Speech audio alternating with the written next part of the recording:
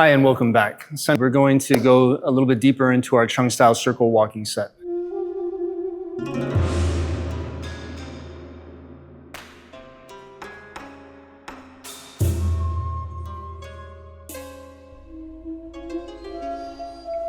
So if you worked through part one, then you've been working on your hands floating on water and lifting up the sky, creating this vertical awareness, right? We're walking a circle, we're walking a column. We are also that column, we are also that circle. So we want to lean into the analogy, so to speak, but really work it. So once we've developed this quality, now it's about turning it into the circle. And so before we do that, let's establish the palms that we're going to be working with today. Now these palms build out, creating a sort of one hand does one thing, the other hand does another quality. Okay, so we're here and we start in hands floating on water. And we're just going to do these in a standing position to get comfortable with them. So float the hands up, lifting. Now the first one is Bagua basic. Dragon extends its claws. So feel the arms squeeze in to center. Now, this position right here, if you want to find it, you can notice me from the side here. You can let your arms relax and they should be able to drop and swing by the body. So if I had an angle, it's maybe 30 to 45 degrees off. So we're not opening like this. We want to squeeze slightly off, okay? Slightly off center so that as we walk, we could be turning into that and turning into that. So from here, the hands squeeze to center. Now, we want to notice that the elbow line is a crescent moon extended and in a relative neutral position. That means that I could lift this up, right? And I could squeeze this in and have more in and out. So if we want to bias it, we want it biased in a little bit more, but not sort of like so. We want to feel the difference between squeezing in like this, okay? And having out in more this neutral position. Okay, so out here. So that's dragon extends claws. So make sure you feel that little bit of extension. So any of the movements and shapes that work extension, external rotation will be very helpful for this. Okay, so here, dragon extends claws. Now, we're going to change the palms into snake. So if you notice, this palm just did this. Okay, it went from that neutral position and it twined to lifting. And this palm lifted up into this lifted external or internal rotation, pressing out. And there's snake palm. Now from here, we're going to lift it up above the head and create an even rounder awareness. And now we have lion, okay? And I want you to notice that this hand stayed, okay? It just lifts and back in, while this hand goes all the way up. And so we're creating, there's a relationship to how we're working this space, okay? So let's build that on one side and do it on the other as well. So hands floating on water, lifting, dragon, snake, lion. And the gaze is through this hand, okay? Through this hand. This is important, okay? And then relax it back down. Then we're gonna do the other side. Lifting up the sky, dragon extends claws, snake, lion.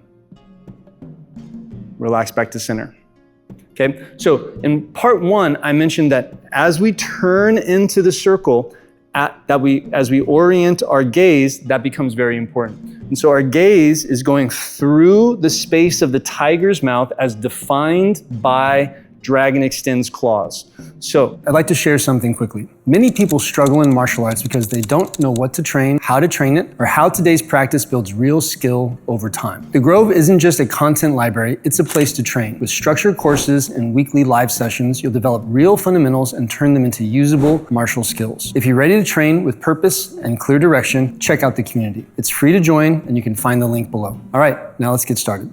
When you're here, there's where my gaze goes. As I change this, my gaze stays there. Even if when we go into later palms, my gaze stays through that the tiger's mouth of the top one of dragon extends claws, okay? So let's do that again. Notice how that orients, and you want to develop this sort of awareness, okay?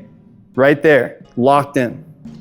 So, hands floating on water, up to lifting the sky, dragon extends claws, snake, lion, release back to center, going to the other side, lifting up the sky, dragon extends claws, snake,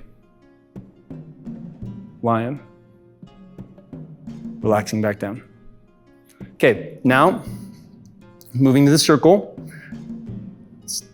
Now, with our principles, the feet should be in one line because the inside foot lines up with the outside foot. So now we're going to do it going into the circle. So, hands floating on water to lifting up the sky. Now, find it right there. So you notice how I found it. From where lifting up the sky was, that's where I found dragon. And the hand comes down to rest and it's just wrapped a little bit and it's underneath in that relationship. So and it's waist level, okay? So from here, up, snake, lion, release. Lift, dragon, snake, lion, release. And so this here is going to open up your side as this stays fixed, and this is going to work around the circle. Okay, let's do the other side. So find your empty, full, that line, hands floating on water, lifting up the sky, dragon extends claws, snake, lion. So take a moment now and notice sort of where you're looking. Your gaze is right through that hand, and if you have something that's marking your circle, you can notice that you can see a little part of your circle here, and then most of your circle is there, okay? So we haven't done a big extreme turn. That's not how you push a millstone, right? You don't push a millstone from the center. That's hard. You push it from the edge, but not too open, so we're creating a little opening, okay? So one more time on the other side, and then let's look on how we take it to the circle. So, lifting the sky, dragon extends claws, snake, lion, back down. Okay, so let's say we've walked our circle with hands floating on water. We've walked our circle with lifting up the sky. And here we find ourselves ready to transition to dragon extends claws. So we place that in. And now it's about making sure we can find those other qualities that should still be there. The piercing through the feet, the relationship between the rubbing of the ground, right? The connection to the back position of the foot, and keep the hands in front of you. You get what I'm saying? Don't let yourself walk around your hands, right?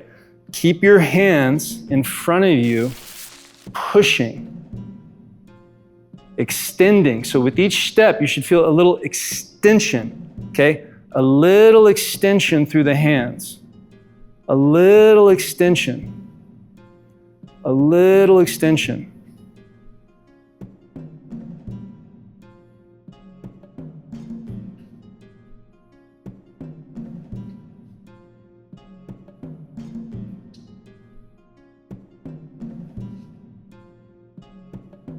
Good. Now, important to remember, invest in loss. It's not about doing it perfect. It's not about doing it performance quality. It's about working it, feeling your body, working it, feeling the challenge, getting into it. Okay, so now, you can do as many circles as you want. And I'll give some specific practice recommendations once we've, towards the end, now that we've got a few more things to play around with. But let's say now you've worked this one and you've done a circle, it's time to transition. Well, from here, this hand lifts up. Now this hand is still right there, working your circle, and now this one should have a slight pushing quality. So this hand is pushing that outside edge of the circle, while this hand has a sort of lifting quality to it. So here, you're just extending out, now you're lifting. So keep this and your gaze going right through that. And there's an extension each time. Extend to press, extend to pierce and lift. Extend to press, extend to pierce and lift.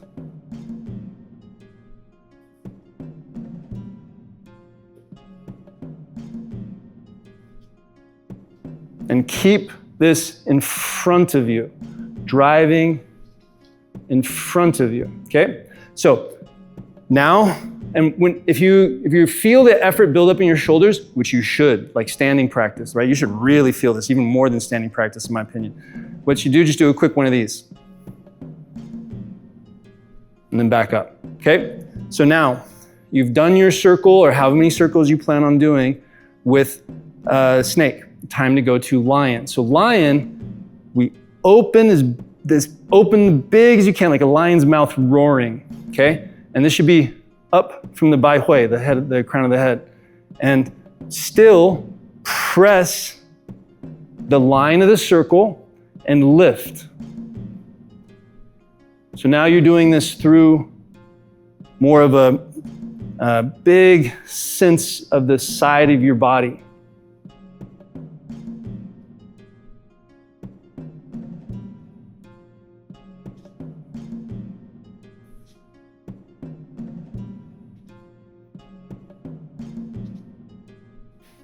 Good.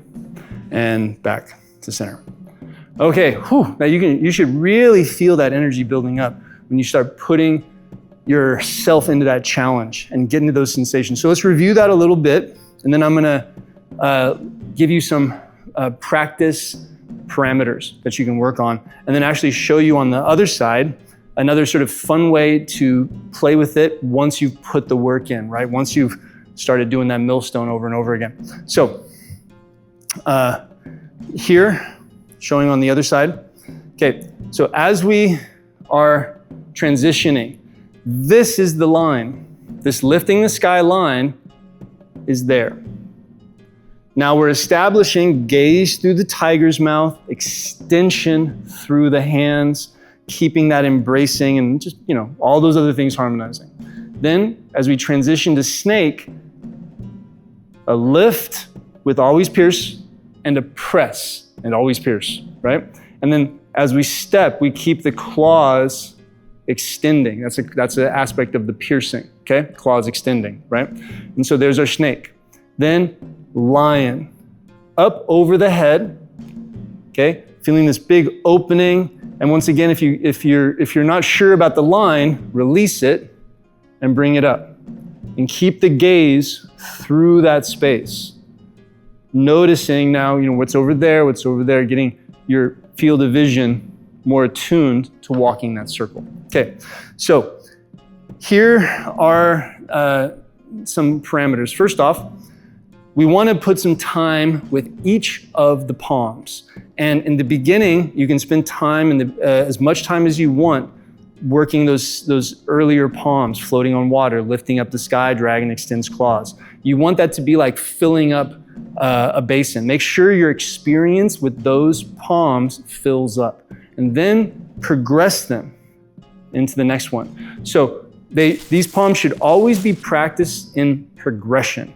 So you always start hands floating on water. You always go to these. You always go Now you might be focusing on one particular one, but to get there, make sure you're putting some time with the others. And I would say at minimum, you want 1 circle for 1 palm. Better is 3 circles each palm, okay? And then longer practices, 8 circles each palm, right? 1, 3, 8. And that's how you can sort of extend your practice. So I can know that I'm gonna do 1 circle with hands floating on water, 1 with lifting up, 1 with dragon, etc. Or 3, 3, 3. Or you can decide to do any sort of combination of that, right? 8 circles with hands floating on water, 3 circles with everything else, or as you like. And this helps you build areas of greater intention and focus so that you can make sure that you're working all your areas. Because like I said, progressive practice. We want what are you doing the most of? Hands floating on water, right? Hands floating on water, sky, dragon, the most of, right? And the other ones should build off of that. And then the volume of those evens out over time. Now, once you've done your volume practice, however many circles that is, then you want to do a blended practice.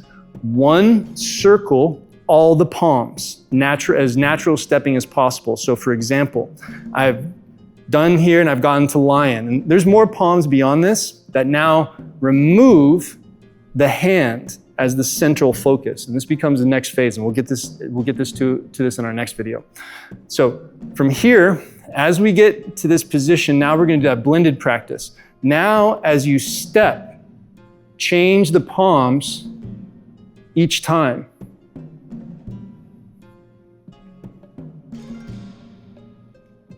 Or even all the way back down to here.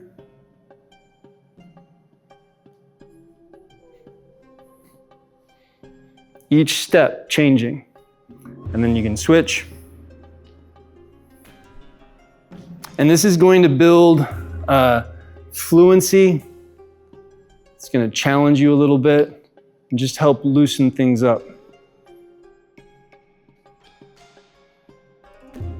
Okay, and so that's a really fun way to build your practice over time. There is a good chunk of this circle walking practice that you have. In our first video, we laid out those basics, going over the basic footwork, how we make those positions, the qualities that we're trying to bring into it. Have fun with it, put some time in the circle, and relax into it, right? Enjoy the challenge.